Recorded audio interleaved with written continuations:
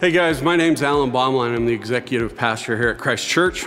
I just wanted to cover some of the logistics for us as we prepare to re-enter the building here in our initial phase. Some of this may be a little awkward for all of us, I would assume, but we want to keep us as safe as possible while we're here, and that's why we're doing most of this.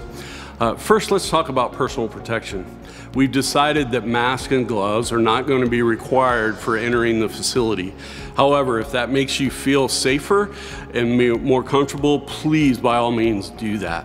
We're also going to have sanitizer and sanitation stations throughout the building, so make sure you take a part of that as well. In an effort to minimize cross traffic, we've limited access to the building as well as the auditorium.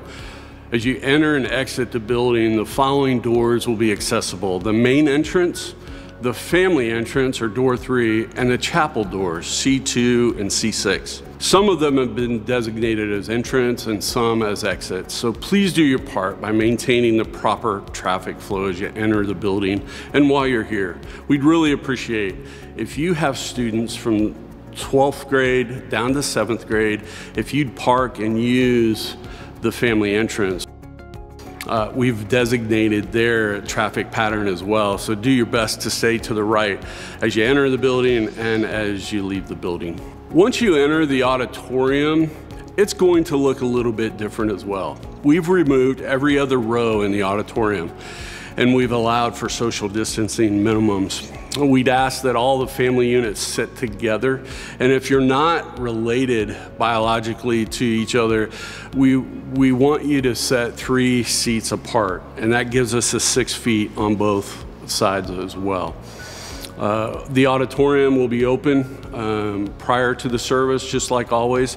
We're also using the balcony. The difference there is that we want you to enter the balcony through the interior stairwell. Once you exit the balcony, you can leave through any of those doors upstairs. We're going to continue to do communion together each and every week. We're offering those single-serve communions, and they'll be given to you as you walk in the auditorium. Once we partake of the communion, there'll be silver buckets sitting somewhere close to you. Feel free to dispose of them in the moment, or hold on to those until the end of the service, and you can dispose of them at that time.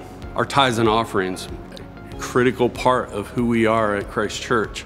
We want to encourage you to stay online when it comes to giving. Please be a part of our reoccurring platform that's offered. If you want to give digitally one time, that's certainly welcomed as well. Or you can do it in person here in the auditorium. We've installed contactless donation collection bins at each entrance and exit. So you'll be able to just drop your check or cash or whatever that is into the container without touching anything on your way out of the service each and every week.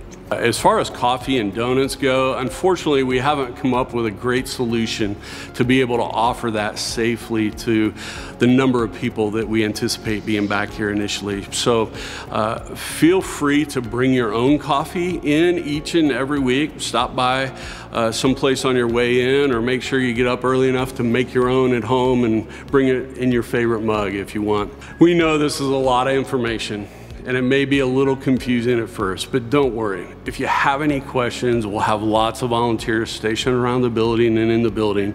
Just ask us for help. Ask us clarifying questions. We'd be happy to answer that.